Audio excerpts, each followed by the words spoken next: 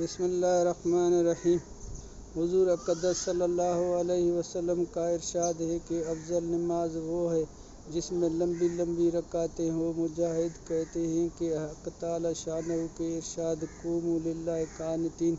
اور نماز میں کھڑے رہو اللہ کے سامنے مؤدب۔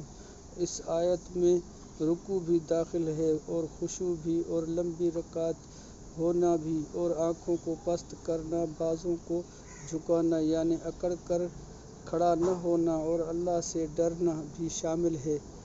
کہ لفظ قنوت میں جس کا اس آیت میں حکم دیا گیا ہے کہ یہ سب چیزیں داخل ہیں۔ حضور اقدس صلی اللہ علیہ وسلم کے صحابہ رضی اللہ تعالیٰ عنہ میں سے